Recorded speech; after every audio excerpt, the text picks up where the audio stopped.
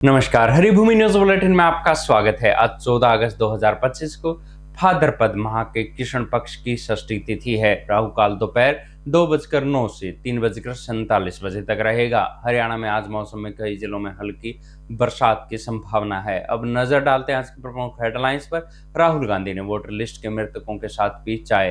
भाजपा का पलटवार, सोनिया भारतीय नागरिक बनने से पहले वोटर बनी। पुणे कोर्ट में वकील बोले, राहुल की जान को खतरा। स्वतंत्रता दिवस पर मीट की दुकानें बैन पर विवाद। SC/ST आरक्षण में क्रीमी लेयर लागू करने की याचिका स्वीकार।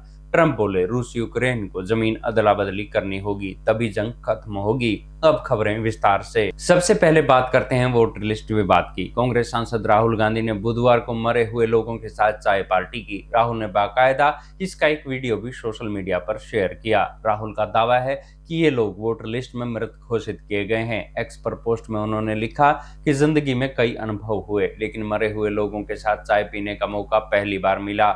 इस अनोखे अनुभव के लिए शुक्रिया चुनाव आयोग। वीडियो में राहुल लोगों से कहते हैं कि सुना है आप लोग जिंदा नहीं है, चुनाव आयोग ने आपको मार दिया। इस पर एक व्यक्ति बताता है कि ये बात उन्हें वोटर लिस्ट से ही पता चली। एक व्यक्ति एक पंचायत में ही ऐसे 50 मामले होने का दावा करता है। एक वोटर ने आरोप लगाया कि तेजस्वी यादव के क्षेत्र में भी कई जिंदा लोगों को मृत दिखाया गया है। लोग लिखित सबूत लेकर आए हैं और कुछ ने अपने वोट अधिकार के लिए सुप्रीम कोर्ट में 6 घंटे तक खड़े रहकर लड़ाई लड़ी।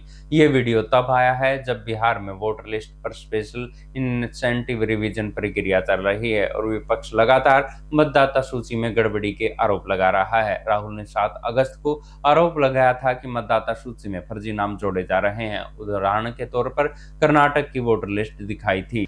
वहीं भाजपा ने भी वोटर लिस्ट के मुद्दे पर पलटवार किया है। भाजपा की IT सेल के हेड अमित मालवीय ने बुधवार को दावा किया कि सोनिया गांधी का नाम भारत की वोटर लिस्ट में 2 बार तब शामिल हुआ जब वो भारतीय नागरिक भी नहीं थी। मालवीय ने एक्स पर लिखा कि ये पूरा मामला चुनावी कानून में स्पष्ट उल्लंघन का उदाहरण है। शायद यही कारण है कि राहुल गांधी भी ऐसे मतदाताओं को वैध करने के पक्ष में रहते हैं जो अयोग्य और अवैध हैं और स्पेशल इंसेंटिव रिवीजन का विरोध करते हैं।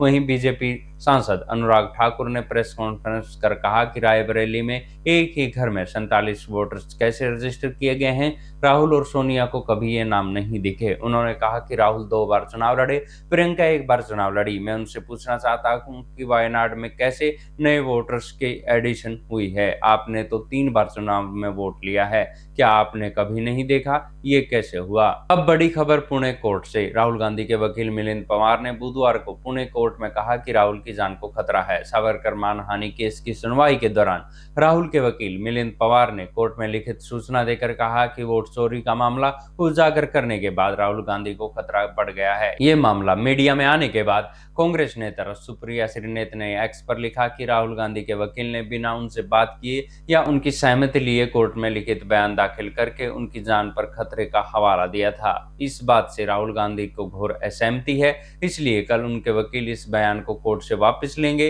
राहुल के वकील ने MP MLA स्पेशल कोर्ट से अपील की थी कि राहुल के खिलाफ मानहानि की शिकायत करने वाले नथुराम गोडसे के वंशज है। केस की निष्पक्ष सुनवाई के लिए राहुल को प्रेजेंटिव प्रोटेक्शन दी जाए, ये राज्य की संवैधानिक जिम्मेदारी है। मामले की अगली सुनवाई 10 सितंबर को होगी। मिलिंद ने यह भी बताया कि बीजेपी नेता RN बिट्टू ने राहुल को आतंकवादी कहा था, जबकि बीजेपी नेता तरविंदर मारवाह ने खुली धमकी दी थी कि अगर राहुल सही व्यवहार नहीं करेंगे तो उनका अंजाम उनकी दादी जैसा हो सकता है। सावरकर केस में शिकायतकर्ता शैतेकी का संबंध सावरकर और गोडसे परिवार से है, वो अपने प्रभाव का दुरुपयोग कर सकते हैं। पुणे कोर्ट में दाखिल याचिका में आरोप लगाया गया है कि राहुल गांधी के बयान से हिंदू समुदाय का अपमान हुआ। राहुल ने कहा कि सच्चा हिंदू कभी हिंसक नहीं होता, नफरत नहीं फैलाता। बीजेपी नफरत और हिंसा फैलाती है। अब खबर 15 अगस्त पर छिड़े विवाद की। महाराष्ट्र के बाद तेलंगाना में भी स्वतंत्रता दिवस पर 15 अगस्त को मीट की दुकानें और बुचड़खाने बंद रखने के आदेश से विवाद बढ़ गया है। पिछले 3 दिनों में ओल्ड हैदराबाद सिटी की नगर निगम के अलावा ठाणे जिले के कल्याण,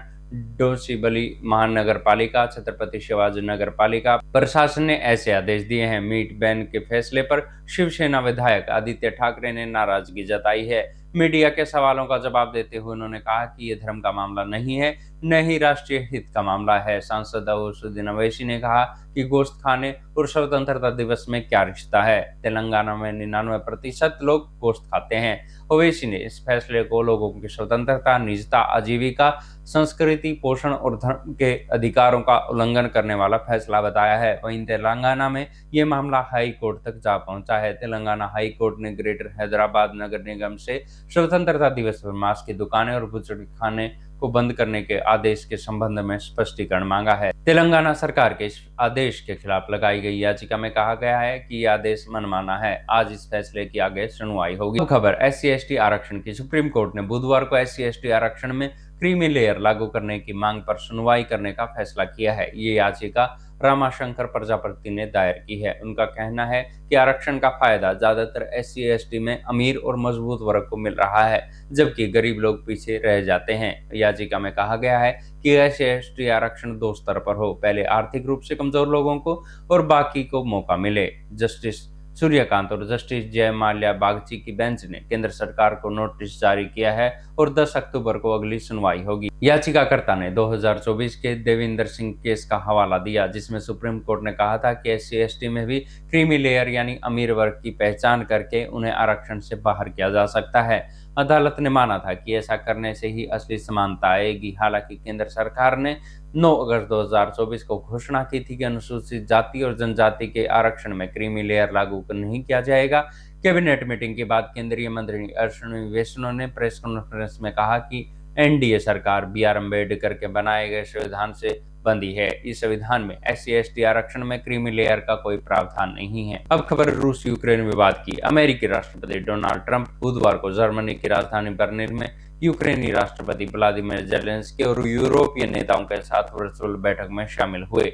बैठक का मकसद रूस यूक्रेन युद्ध को खत्म करने के लिए रास्ते तलाशना था। बैठक में ट्रंप ने कहा कि इस जंग को खत्म करने के लिए दोनों पक्षों को जमीन की अदला बदली करनी पड़ सकती है। इस पर यूरोपीय नेताओं ने ट्रंप को समझाने की कोशिश की कि 15 अगस्त को उनकी रूसी राष्ट्रपति पुतिन के साथ होने वाली मुलाकात में कोई ऐसा समझौता ना हो जिससे यूक्रेन को नुकसान पहुंचे। जेलेंस्की ने बैठक के दौरान कहा कि पुतिन धोखा दे रहे हैं, वो ये दिखावा कर रहे हैं कि पश्चिमी देशों के प्रतिबंधों का उन पर कोई असर नहीं पड़ रहा, ये कारगर नहीं है। इसके बाद प्रेस कॉन्फ्रेंस में डोनबास क्षेत्र की जमीन रूस को सौंपने के सवाल पर जेलेंस्की ने साफ कहा कि वे अपनी जमीन नहीं छोड़ रहे हैं। पहले युद्ध विराम होना चाहिए और फिर सुरक्षा की गारंटी मिलनी चाहिए। ऐसी ही खबरों से जुड़े रहने के लिए देखते रहिए हरिभूमि टीवी। और अधिक खबरों को विस्तार से जानना है तो हरिभूमि अखबार पढ़ें या हरिभूमि की वेबसाइट पर जाएं।